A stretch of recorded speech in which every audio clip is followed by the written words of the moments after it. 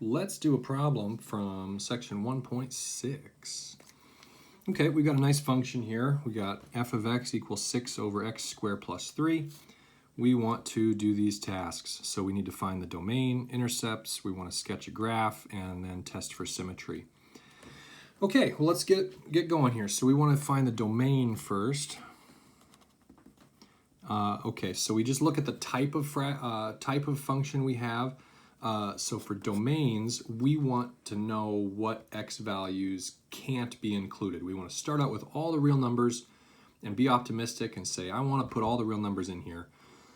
But with fractions, we've got to be careful, right? With fractions, we've got to be careful we're not dividing by 0. So we can't have the denominator equals 0, right? So we would just go and solve this. So we got x squared is -3. So x would be plus or minus the square root of -3. This is not real though. So we can't have any values that we have to restrict are not real. So this means that our domain is all the real numbers.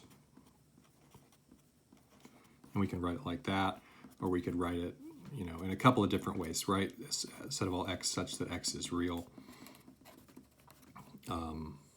Or we could, you know, just write out in words, it's the real numbers. But looking at the web assigned homework, it's wanting you to write it like that with interval notation. So with this one in particular, there are no restrictions here. So all the real numbers. Something that we might touch on just real fast, if this was a minus sign instead, now that's a different problem. If this were a minus sign, we then would have domain restrictions, right? Because at this point, this would be positive. If this were minus here, then that'd be positive, and these would be real numbers. So these would be our restrictions, and we would need to, you know, exclude those from our interval. But that's not the case, so let's not worry about it. Okay, so domain, we found it. It's all the real numbers in this case. That's great. So we got that checked off our list. All right, intercepts. Okay, intercepts. So let's find x-intercepts first. And we recall to find x-intercepts, we are going to find the x values for which the y value is 0. So in another way to say this would be to solve f of x equals 0.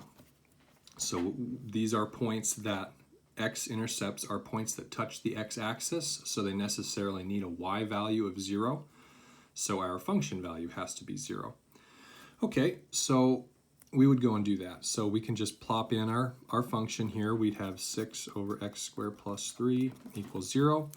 And we would try to solve this. So our first step when we have a fraction, we want to get rid of the fractions, right? So we multiply everything by the least common denominator. In this case, that's x squared plus 3. So we multiply. On this side, these guys cancel out, and we're just left with 6. And on this other side, 0 times any number at all is always 0, so that's just a 0.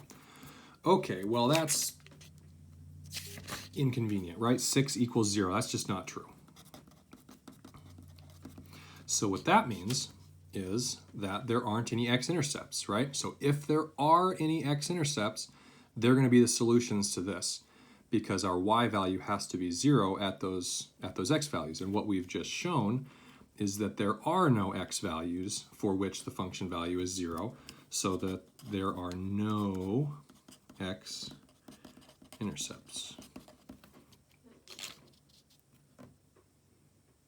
Okay, no x-intercepts. Let's check out now the y-intercepts. And we can do this in a really, really similar way.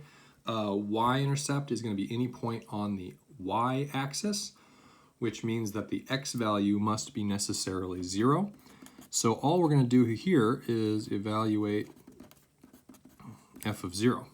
And that's it. So and these are absolutely the repeatable processes we do every single time when we're given a function, and if it's given with using the function notation instead of a y, we use f of x, then here's how we could phrase this, right? So every single time. So evaluate f of 0. Let's do it. So f of 0 here, we'd have 6 over 0 squared plus 3. This is 6 over 3, which is equal to 2. So our y-intercept is 0, 2. All right, so there is no x-intercept, and the y-intercept is 0, 2. All right, great. We found our domain. We found our intercepts. Boop. Now we got to sketch a graph. Okay, so let's sketch a graph. I got a new sheet of paper here. Well, let's do this like we have been before. We can just plop some x values in there, plop some, and then find out what the y values would have to be. All right, these are our function values. So this is 6 over x squared plus 3. So we can do these and then, list them as ordered pairs in this here. So, I don't know, we might want to pick, let's just stick around 0 again. So let's pick -2, -1, 0, 1, and 2, and we'll just see if we can see a pattern. Okay, so -2 for x, we're just going to plop a -2 right here. So I've got 6 over, I'm going to use another color here, -2 squared plus 3. So that is 6 over, what is this, 4 plus 3 is 7. So then our corresponding ordered pair would be -2, 6/7. So that's almost 1. So when we get to drawing our picture, that's almost going to be 1. Okay, so then we go to -1 and we do the same thing. So we've got 6 over -1 now. I didn't leave myself enough room, did I? I did horizontally, but not vertically. All right, so 6 over, what is this, 4? -1 squared is 1, plus 3 would be 4. 6 over 4, we can write that as 3/2. So we've got -1 goes with 3/2.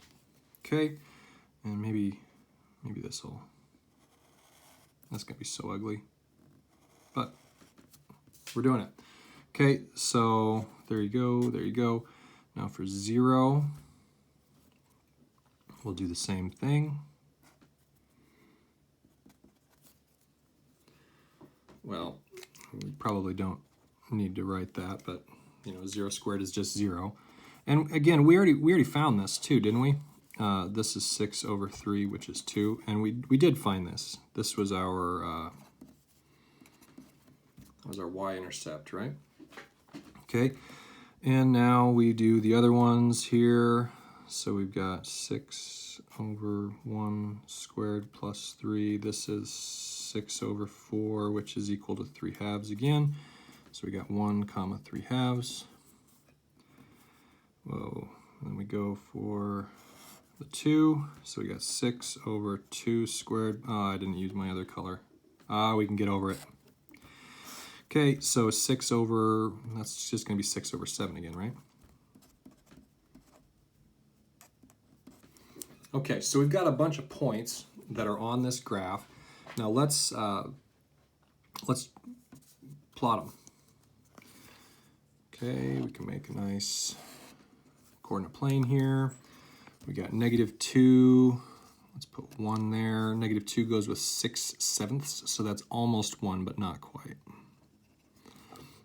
-1 goes with 3/2, so that's about yay.